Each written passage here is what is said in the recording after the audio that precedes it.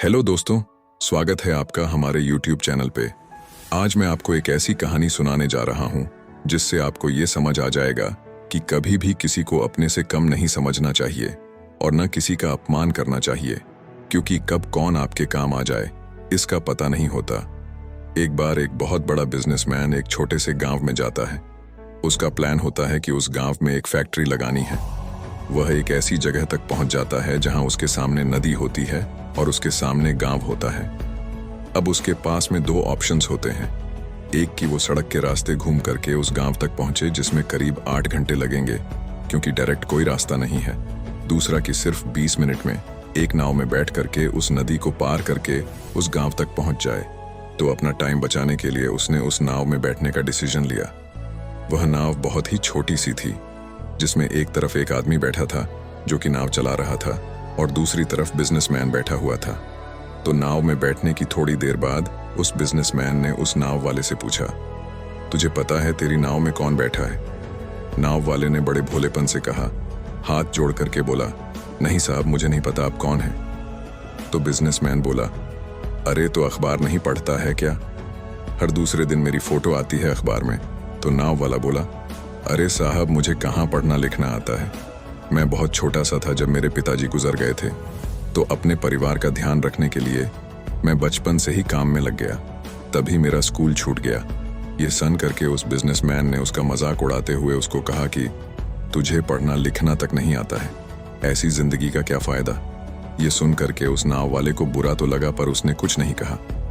थोड़ी देर बाद वह बिजनेसमैन उस नाव वाले से बोला, अभी कुछ ही दिन बाद ये जो सामने तू जमीन देख रहा है, यहाँ पर मेरी एक बहुत बड़ी फैक्ट्री होगी जहाँ पर हमारे ब्रांड की लिनन वाटर की बॉटल बनेगी।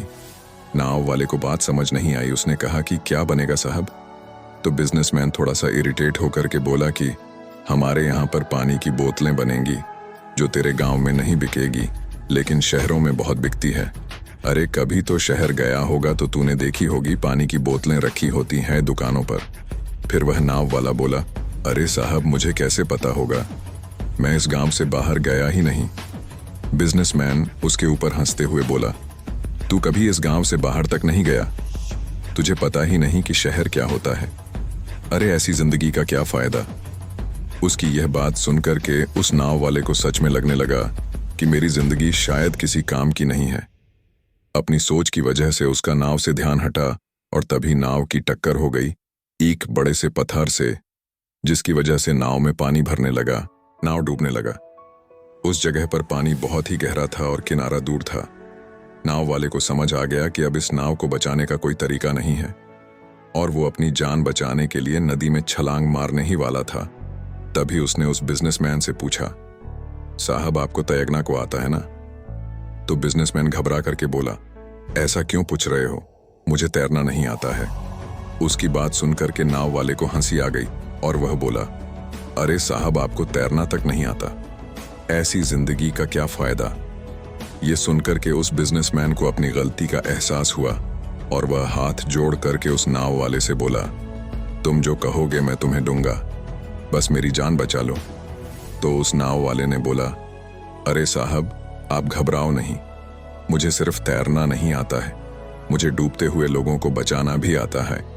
आप मुझे कस के पकड़ लो, मैं आपको कुछ नहीं होने दूंगा। और फिर उस नाव वाले ने न सिर्फ अपनी जान बल्कि उस बिजनेसमैन की भी जान बचाई। तो इस कहानी से हम एक बहुत बड़ी सीख ले सकते हैं कि हमें जिंदगी में कभी भी किसी का भी मजाक नहीं उड़ाना चाहिए या उसको अपने से कम नहीं समझना चाहिए, क्योंकि हमें नहीं पता कि हमें कब, कहाँ, कैसे, किसकी जरूरत पड़ जाए।